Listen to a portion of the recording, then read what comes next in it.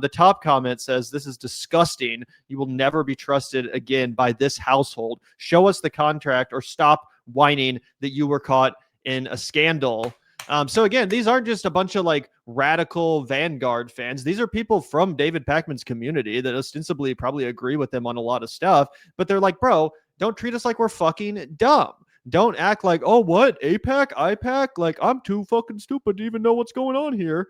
This screams desperation. It's painfully obvious that that there is more to all of this than you're willing to get into. If you had irrefutable proof that what was in the article was wrong, then you would come right out and say it. The Vanguard will be there, sir. Yeah, let's take a look.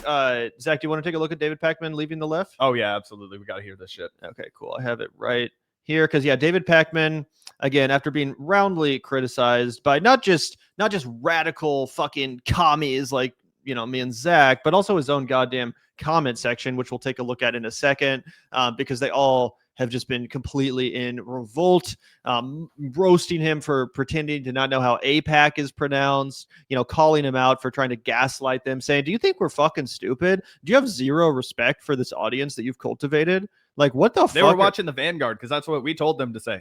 Exactly.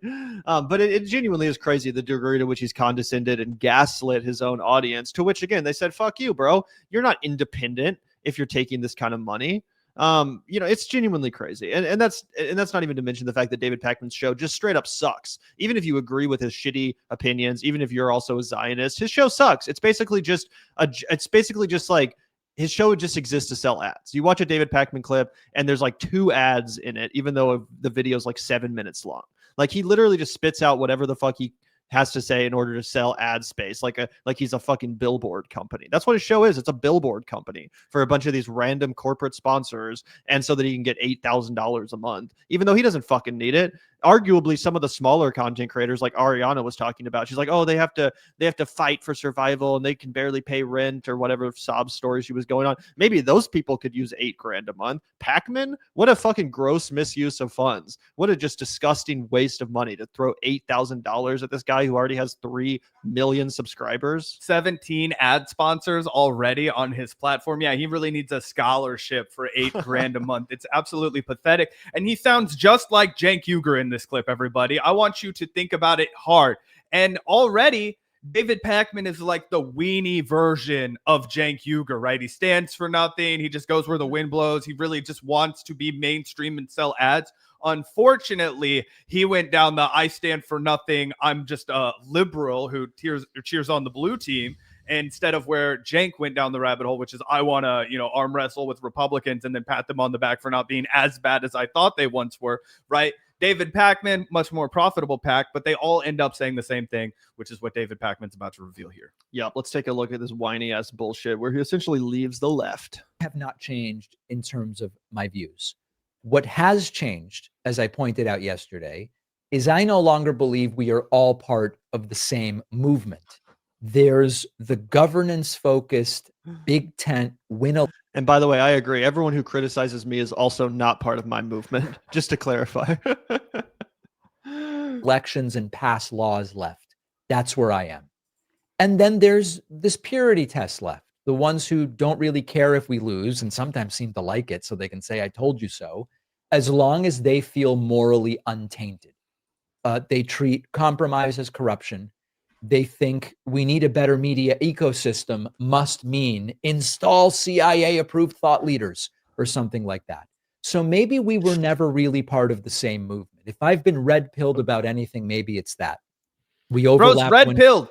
This is crazy because people have said it's unfair to categorize it as David Pakman taking the red pill and leaving the left. But that's explicitly what he says here. He was like, guys, if dark money and corporate funding isn't leftist, then you know what? Maybe I'm a Republican. Literally. Isn't that crazy?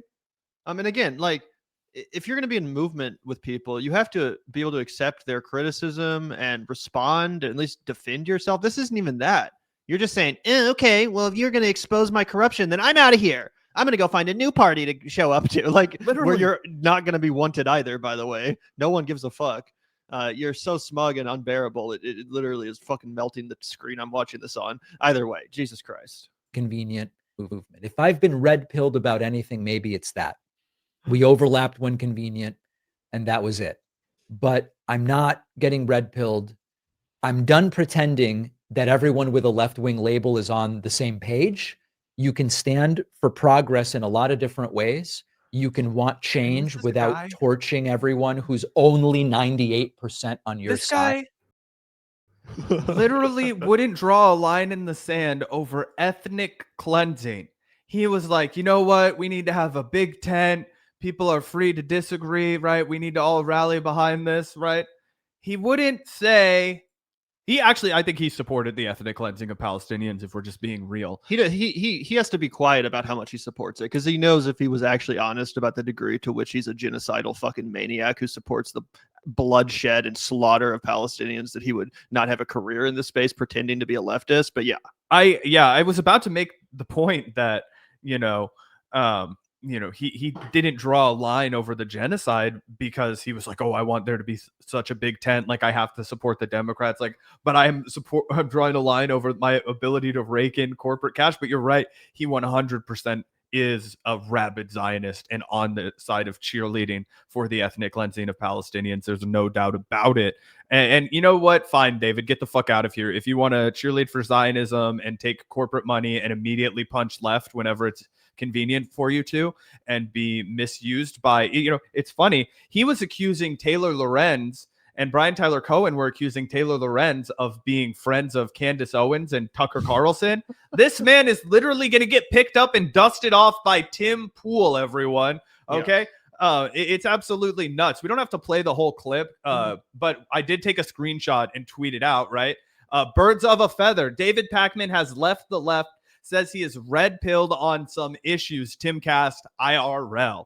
And, Tim is reacting to that exact clip we just reacted to, and he's claiming David Pakman. He's saying, yeah, dude, they tried to smear me over the same stuff. They tried to smear me over tenant media, right? I know exactly what it's like. These crazy lefties don't know what it's like to try and make some money off of your platform, bro. They're all nuts.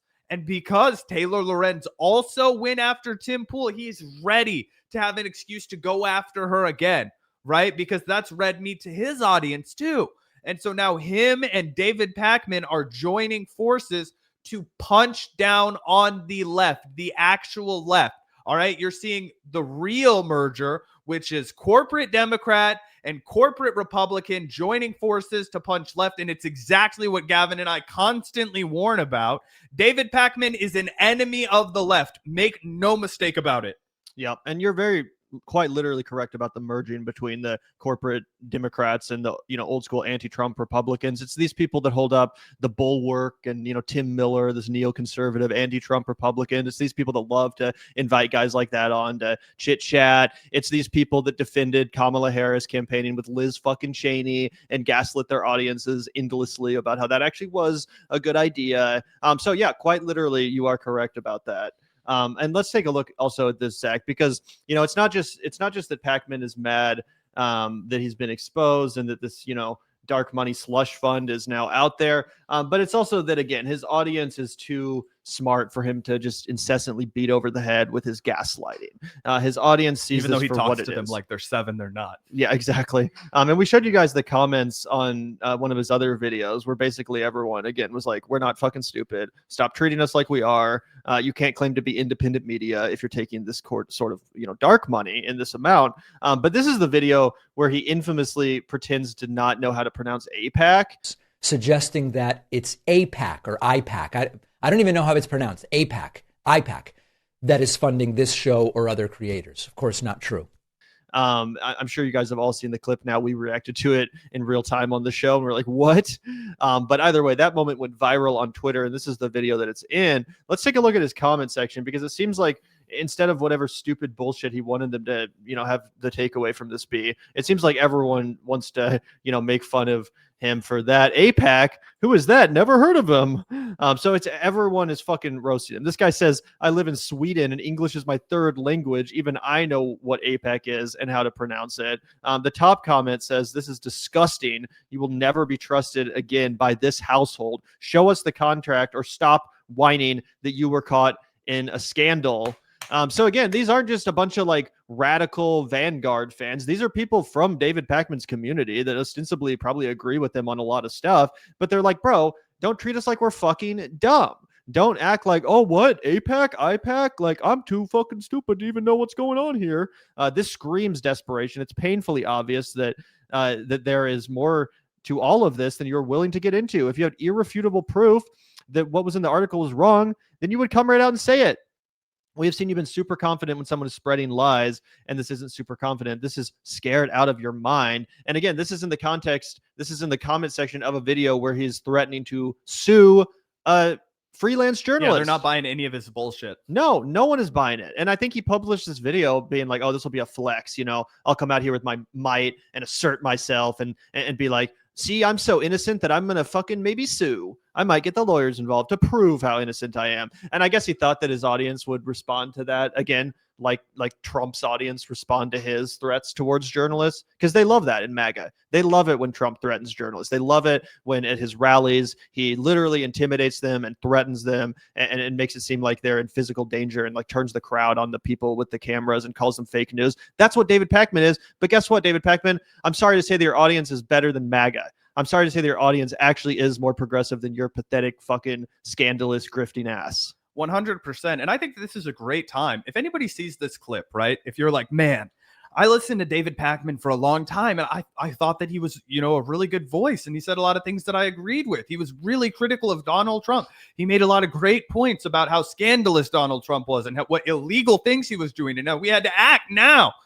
And you're totally correct. He did make a lot of those great points, but a lot of you, I know, are people who are interested in a real fighter. You guys are interested in authenticity, right? You're not interested in the corporate mirage. You're interested in something with nuts and bolts, with meat and potatoes, with real bones to it, people who actually care about this stuff, right? And I think we're seeing a realignment on the Democratic left, right? Two groups that have been taught to viciously oppose each other are actually joining forces, right? And it's in spite of people like David Pakman and Brian Tyler Cohen and Bad Empanada on the other side, right? But the people who legitimately want to both make the country stronger, make it better for the working class, actually resurrect industry in this country, the people who want to make it so you can afford your rent, the grocery store doesn't become a stressful burden. It's actually a place where you go to find nutrients to make your family feel better because you can cook for them without stress. If that's you, if you're like, fuck, man,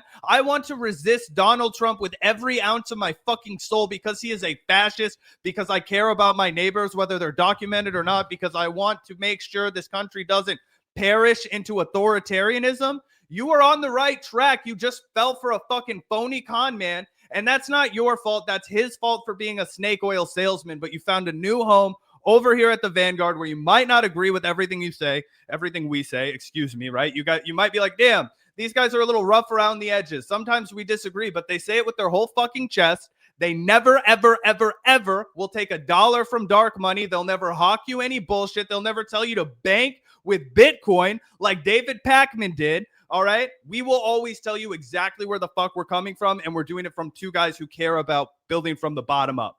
Yup, 100%. That's the Vanguard promise. That's the Vanguard promise. Speaking of the Vanguard, Zach, we did get brought up in this new Majority Report segment. Emma Vigeland continuing to just 100% be on the right side of this issue. I'm so glad that the Majority Report crew is on the same page as us. And again, shout out to Matt Bender, who did a great job in that Leftist Mafia episode. Yeah, he was really on fire. Genuinely. I mean, I know it's tough when you know people IRL, as was proven by Ariana's entire fucking reaction to the story. But I really appreciate the fact that he was like, I'm not gonna hear this bullshit. Let's actually hash this out. What's really going on here? So great to see that energy continue on the Majority Report. Also, obviously, from Brandon and, of course, Emma Vigeland, who, like I said, brings up the Vanguard a couple times. Hell yeah, let's check it out. It's a couple minutes here before we get brought up, but this is all really worth watching. Guidance on his content from Chorus because he didn't need to. David Pakman was already not covering what's happening in Gaza well before Chorus even came into the picture. Chorus didn't have to tell David Pakman not to cover Gaza. He was doing that himself on his own. Yeah, well, it's a chicken or the egg situation, right? Where it's like, did Chorus, and by the way, Chorus is the group that is essentially the middleman in between the dark money billionaire backed fund, which we do not know where that is coming from, the 1630 fund, and the creators. So yes, it does have a public facing element to it where they also recruit some of these people to sign up. But what was unearthed by Taylor Lorenz's reporting, again, gone over by Wired's editors, by their lawyers. This is a paper that has published stories that have been unimpeachable about very serious topics about the Trump administration, including them editing out minutes of footage of Epstein's cell, including Doge's activities. They have to protect themselves legally. And they did so not just in their critical reporting of the Trump administration, but they did so in this case as well. And I'd encourage people to listen to Taylor went on the Vanguard yesterday, and I was listening to a bit of it. Vanguard making waves. Y'all be surfing in them. And, you know, she speaks about her history of reporting on libs of TikTok. I think she did a lot of critical reporting on Charlie Kirk, and she focuses on the influencer space in the political realm broadly. And none of these folks had anything to say back when she was covering these like Republican influencers in these this incredibly critical way. But now all of a sudden they're going to use these same Trumpian tactics against her.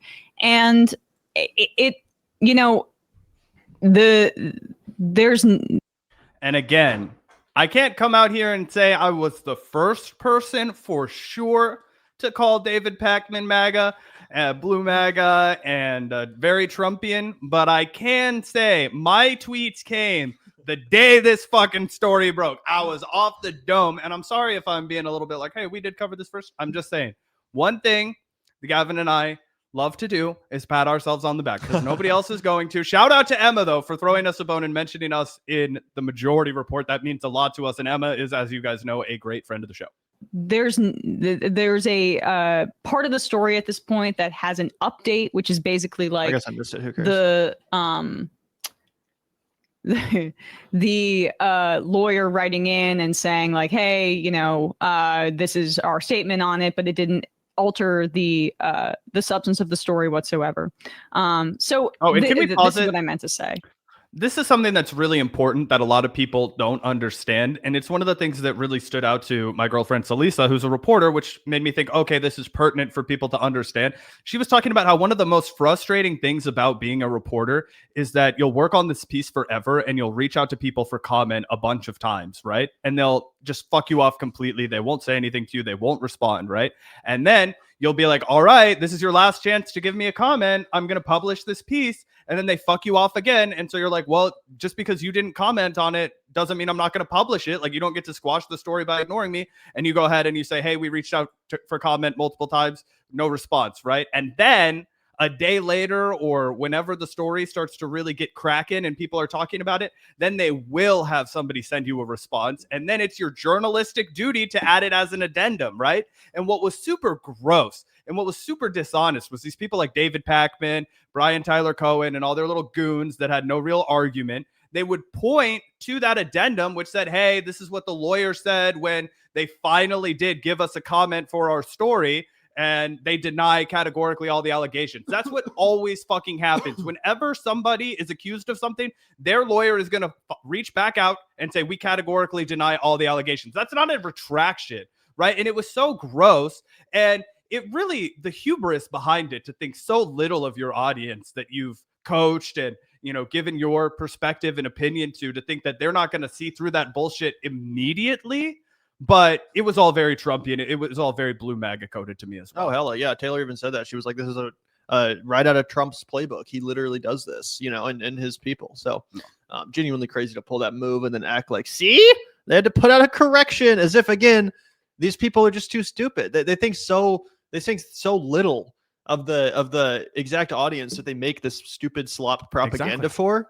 They're like, well, these people consume this fucking slop propaganda anyway. They're not going to know any better. They're fucking, you know what I'm saying? They're fucking stupid. He doesn't even put any effort into his thumbnails, which is what apparently he was getting paid to have a scholarship for, guys. I mean, yeah, they're all dog shit. They're terrible. I make bad thumbnails, right? I've worked on it a lot over the last year. I think Gavin would admit that I've gotten better at it over the last fucking year. But I'm still not a natural thumbnailer, right? Like if I wasn't Thumbnailer. thumbnail maker. If I wasn't hosting a show, it's not like I would be like, oh, I'm going to start a side business where I make other people's thumbnails. I would only want to do it for our show, right? But damn, even I put some more effort into the goddamn thumbnails that I put out than David Pakman does, and he probably pays somebody to do it. Or fucking AI's it. I wouldn't be surprised. What Taylor mentioned in her interview with the Vanguard guys was like that I guess Brian Tyler Cohen has accused her of being in league with Tucker Carlson. Tucker Carlson, like, and his harassment of her and obsession with her led to the doxing of her and her family. And she speaks about that there. Like, this is not somebody who is in league with Republicans. I mean, Taylor is, before this story, was known as one of the Republican boogeymen who focus on her in this way. One, because she has a personality online, and she even admits, like, sometimes I can be a little bit crazy on Twitter or whatever, but I have views. I love that she said that. Other reporters conceal and pretend to be robots in public. At the very least, you know where Taylor stands on all of this stuff. And her reporting. And I got to give Gavin credit for this, because I was like a little bit annoyed at some of the like 1 or 2 times that Taylor had like clapped back at us on Twitter. And Gavin was like, bro, shut the fuck up. Like, she's trolling. We troll. Like, get over it. Like, that's like, she's just fucking trolling, bro. Like, leave it alone. And I was like, bro, you're so right. And then after we talked to her one-on-one, I was like, bro, that is exactly what is happening here. She's just like a normal person that's having fun on Twitter. But we all have this like idea of what a Washington Post reporter is supposed to be, like this like stiff, robotic kind of, you know, old school reporting asshole, and she doesn't fit that mold, which I do appreciate. You know what I mean? But it is interesting how like she takes a lot of flack for that. For sure. And I think it's something she's leaned into even more since going independent. And I've really enjoyed seeing more of that side of her. Again, I don't think a journalist needs to pretend to be 100% this like cold, you know, opinionless, you know, entity. I think it's just stupid. Again, my favorite journalist of all time is Hunter S. Thompson. True. Same with you. That's who our whole fucking show is. Like, that's the patron saint of the fucking Vanguard. No one had more opinions than Hunter. No one had more, you know, editorialism to contribute to his reporting than Hunter. And obviously, you know, Taylor Lorenz is way more objective than someone like Hunter S. Thompson. But I'm just saying, I think it's ridiculous that people hold her to this standard that they don't hold anyone else to in media, who obviously is allowed to be a human and is allowed to have fucking opinions, some of which you might not agree with. Ooh, how terrifying. And yeah, obviously Taylor does like to stir the fucking pot. She would not deny that. Obviously, she likes to stir the shit a little bit. So do we, though. You know? And so do we. That's the whole fucking appeal. And stir the fucking pot she did this time. Stir the fucking pot she did. Like, I could never have predicted the amount of just absolute, you know, civil war that has broken out on the left since this article came out. But guess what? That's what the fucking point of journalism is. You know what the point of journalism is not? To publish some article that no one fucking reads and that makes no impact, that generates no debate, that generates no discourse. Yeah, that's why journalism is fucking dying, because so much of it is that. And so much of it people don't read, especially now in our fucking clickbait online economy where like attention is important. So Taylor's approach, while still totally keeping her journalistic integrity intact, I think understands that and says, yeah, let's create a little bit of a ruckus. Let's do real journalism in the sense that we're going to ruffle some fucking feathers. History is fairly unimpeachable on these right-wing influencers and on this. And so it's really disgusting in my view to see these kind of Democratic influencers basically using fake news and these Trumpian tactics on media figures that they don't like, instead of just owning up to this kind of thing. I saw that clip that they used where it was Candace Owens and what's his face, Tucker Carlson, talking about Taylor Lorenz, and they very sarcastically said something, very tongue-in-cheek said something about her. So obvious they weren't promoting her, they were knocking her, and that was the clip that they used to say that she was like on their side and they like her and is in, like they're all in bed together. It was ridiculous. Dishonest smear of the messenger. That's literally ad hominem, and they don't address, like, again, any of the claims about like the contract conditions. They just say, oh, well, those aren't enforced, which, I mean, please. And this idea that, okay, some of the creators you've never heard of that were taking this stipend were critical of the DNC in this way, or, said something in support of Gaza. I wonder if they would have after the full incubation period. You know, like I'm sorry, I don't credit that. I don't think that's that impressive to me when those terms are what they were. And this thing about like they need to give a heads they just need to give a heads up to Chorus. Remember when Olivia Giuliana couldn't find an opinion, anything to say about Zoran, and she's like, "Oh, I haven't looked into this yet." Do we really think? Oh, that's actually. Do we think this had nothing to do with the Chorus thing? Yeah. That's 100% what happened. That's such a great point and an astute observation from Matt to connect those dots. We know per the article that Taylor wrote that they had to check with Chorus before they could make any kind of an endorsement of a candidate, before they could interview a candidate, before they could publicly give their opinion. They had to check and make sure they weren't going to be contractually bound to endorse Andrew Cuomo or Eric Adams, potentially Eric Adams because of their incumbency position. And right, I imagine that Chorus's policy was to defer to incumbent Democrats, and that's where your endorsement should go. Technically, Eric Adams was an incumbent Democrat seeking re-election, although he didn't receive the nomination of the party. So we don't know. But 100%, there's no way to deny that those things are unrelated, given the fact that she signed the contract. Yeah, and that's the thing about this. It's like now all of a sudden, every one of those little decisions has to be scrutinized. You know, even if that's not the case, well, now we have a reason to wonder. And I'm sure as shit glad that no one has a reason to wonder about why we say anything that we say or why we arrive at any of the positions that we arrive, however controversial or unexpected they may be. You know, we don't have to, stand up. We don't have to fucking be scrutinized. People just know we're being honest. Yep. Sometimes we even surprise each other. Yeah, exactly. Of course, I mean, I'm not saying it definitely did, but I'm sorry, when I see a contract that said we need to clear certain things with us, and one of the lead Gen Z influencers saying they haven't been following this Zoran thing and don't have an opinion about it, that seems to me like, oh, they signed a contract and they are awaiting what to say. That's the appearance that it gives. The guidance, and the reality is that this space is deeply underregulated, and there is like very little oversight or understandings. Bless you. Excuse you. Bless you.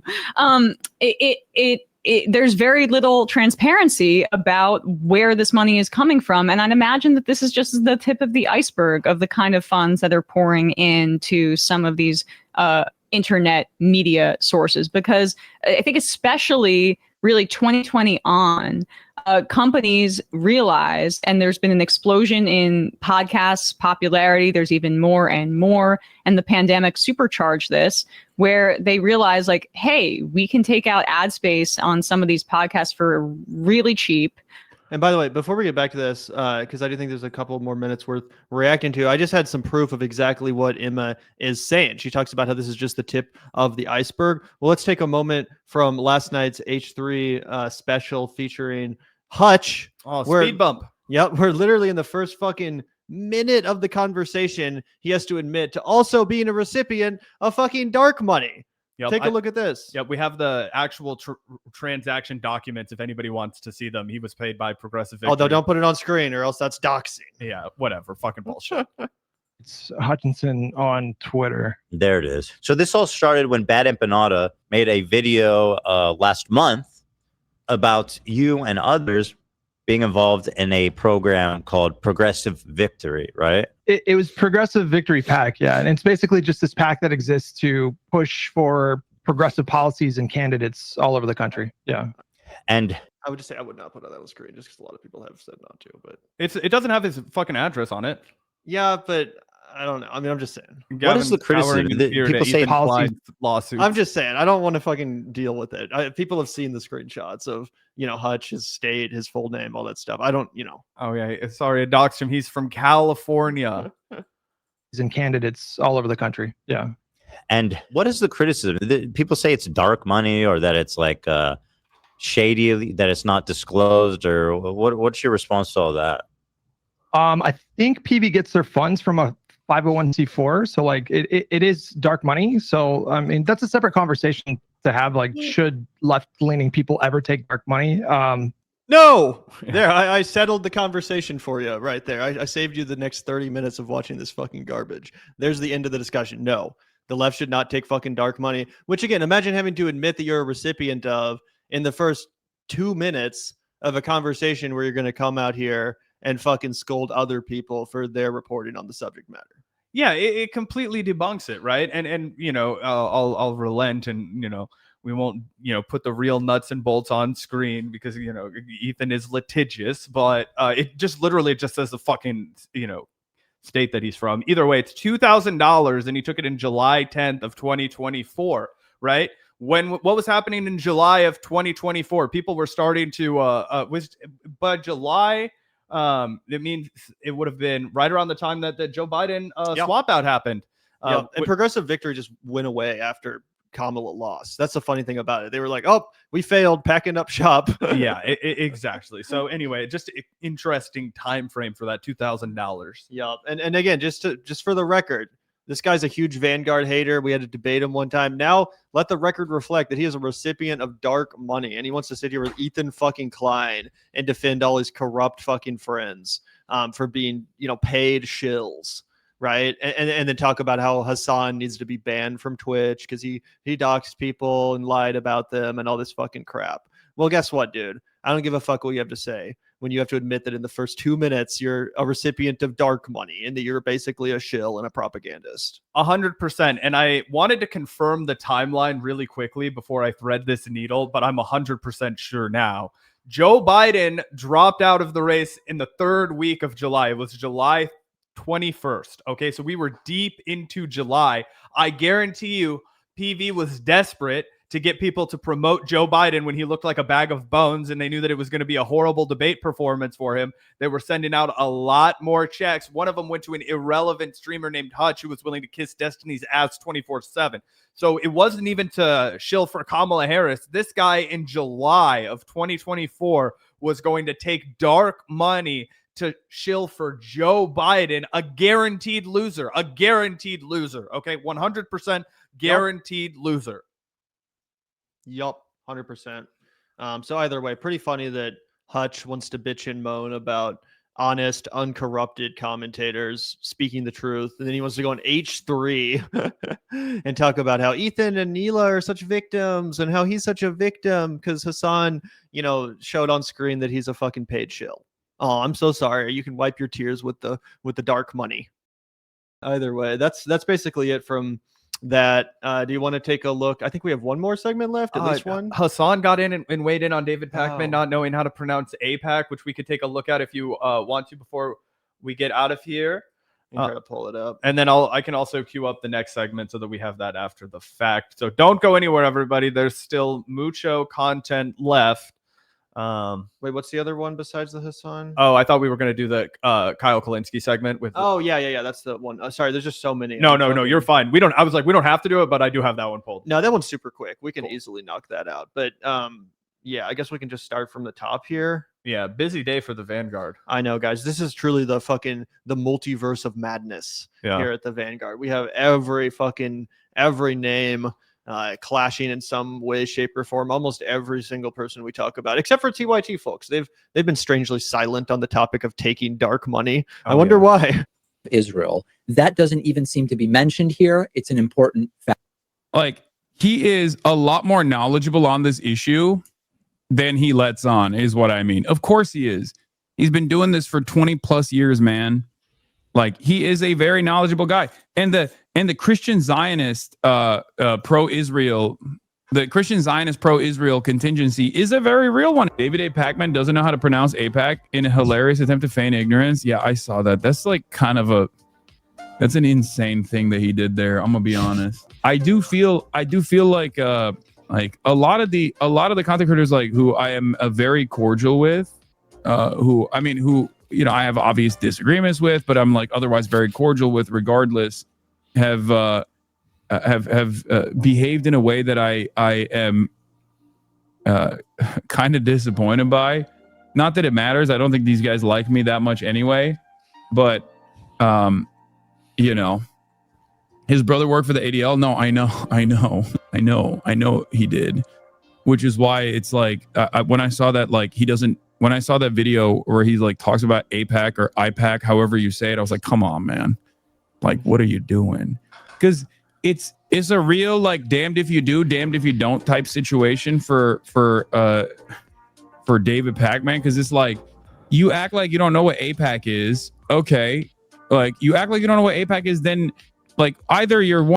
It also just draws so much more attention to your corruption when it comes to that specific. Now I'm like, are you getting APAC money? It's guilty behavior. For real. Before I would never have said that. Like, obviously, David Pakman's taking the chorus money, but I wouldn't have actually alleged that he was taking any straight up Zionist money. But now I'm like, because of the fact that he said that and did that, I'm like, wait, what? You really don't want people to know about something about your knowledge of APAC? Like, why would you say that? Oh, because there's 100%, whatever it is, I would imagine it's like Christian Zionist or whatever, potentially APAC affiliated. But no matter what, David Pakman is taking more dark money than this. Like, this is the $8,000 fine. He's taking more. And I have never been more certain than when we heard that IPAC or however you pronounce it shit.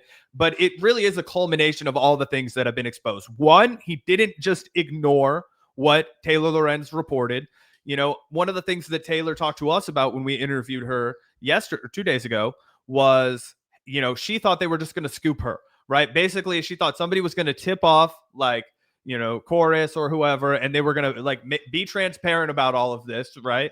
And like let everybody know about the contracts and let everybody know what they were doing, make up an excuse for it, but then take away all of the energy. Because when she published it, it's like, yeah, well, we already knew about that. They just announced it 2 days ago. Exactly. What are you talking about? What do you mean? And kind of give ammunition to their, smear argument, which totally backfired because they did not do that, right? And then they all acted guilty as fuck.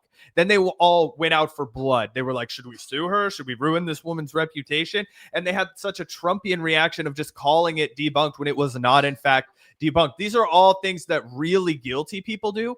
And the other thing I don't think that they anticipated was their audience is really, really primed to understand and react to this exact behavior. They're just anticipating the reaction to be the same with David Pakman in the sense that Donald Trump behaves like this all the time, right? He'll react to any kind of accusation or allegation against him or anything that's published that shows his corruption. He just denies it and then relies on his hardcore sycophants to defend him against anyone else, right? And he'll come out and say, you're either with us or you're against us. How is that not what David Pakman just did? Right? His entire audience is so accustomed to being exposed to nothing but Donald Trump. They're going to recognize Trumpian behavior when they see it, even in their own host. And just insulting their intelligence. Again, it's one thing to come out here and defend yourself in a sincere way. It's another thing to just straight up insult your audience's intelligence. Like, it's just disgusting. Totally. And they're rightfully pissed off, as you guys would be if we tried to squirm our way out of a fucking scandal. If we got exposed for some shit and then tried to insult your all intelligence and be like, actually, like, yeah. You're just too dumb to figure out what we were doing. Yeah. One, you know exactly what it is, but you're just like lying about not knowing what it is, which is, again, disingenuous. Or two, you're a political commentator since like 2005 or something, and you don't know a very important lobbying group. Like, come on. Like, either way, it's just like a horrible, it just doesn't look good. It just doesn't look good at all. Like, that's crazy. You've been doing this for 20 years, man. What do you mean you don't know how to say APAC? Yes, I know. Trial by combat, my goat. Is crazy, weird way to play it from him. I know. I don't know why he's just like, Some creators. like, the thing is, for a lot of these guys, like, here's one thing I will say. Okay, I have personal opinions, and I openly state what my personal opinions are. And yet, either way, it seems like that's most of the roasting as far as the IPAC thing goes. But that is truly just one of the craziest things I've ever heard anyone say in an attempt to look innocent. I'm like, again, it's genuinely crazy that they keep digging further and further into this hole, as if like at some point with enough gaslighting, people will finally see this for what it is and see that Taylor Lorenz is just this, smear artist, hatchet job working for MAGA. It's like, bro, it's not going to happen. It's not going to fucking happen. Just own the fact that you're a propagandist and move on. I don't understand why. For one, I genuinely don't understand why they didn't do the thing that Taylor was suggesting that she thought they would do. and announce it 2 or 3 days before the article dropped. There Like has to be more. something. Yeah. That's what I think it is. I think that's what it has to be, right? It's the tip of the iceberg situation we were talking about, where it's like, hey, they can't just come out and expose this. And I just have a gut feeling that this reaction that we're seeing on the left was there were so many more people that are taking some kind of money or want it. Yeah. or want it and are not exposing it to their audience, right? So that's another thing too, is a lot of people want the money, right? And that's the thing. Gavin and I never wanted the fucking money, man. We wanted the audience. We wanted you guys. And now that we have fucking 1,500 lives, like, what the fuck do we have to sell out for? Like, we're here for you guys. This is our shit. We want to be here, right? A lot of other people, they just want the bread, man. They want clout, right? We want you guys. And that's always, dictated how we're going to do our coverage. We're like, hey, at least there's going to be some loyal people who fucking ride with us. You know what I mean? But a lot of people want to sell out. And I think a lot of people already have sold out and they haven't told you guys. And that's what makes me raise an eyebrow. Right? It really makes me raise an eyebrow, and it makes me suspicious about a lot of people. I know there are people who would never dream about it, but I also feel like there are probably a lot of people out there who are taking some kind of money and they're not disclosing it to you guys. So it's interesting. You guys, as the listeners, as the viewers, are going to have to vote with your eyeballs and be like, we want to support and we want to watch truly independent media and not people who are paid propagandists to, convince us of a party line. Yep. And to ruin a space that at one point was genuinely independent and better for it. 100%. The left-wing online independent media space was at one point and can still be something truly special and something truly revolutionary as far as the talking points and the opinions that are advanced into society. I mean, look at the role that this space played during the rise of Bernie Sanders. Like, obviously Bernie was a talented politician and people trusted him for his history, but it was the fucking Bernie bros on YouTube that were spreading the gospel and that were making videos explaining to people why Medicare for all was so necessary and why it wasn't some crazy radical position. I remember at the time when Bernie first ran, I was like 15 years old. I barely even knew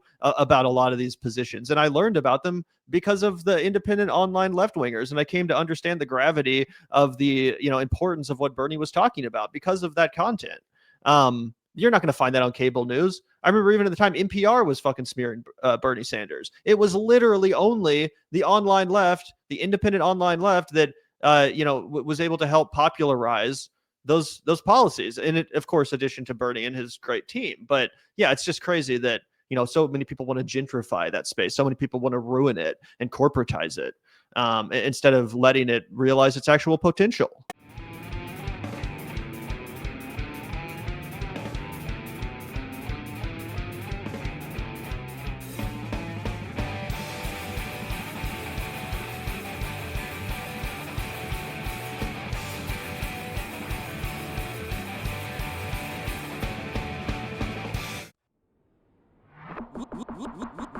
Look out the door if you hear an ambulance. The Vanguard will be there, sir. The Vanguard will be there, sir. The Vanguard will be there, sir. The Vanguard will be there. Be there.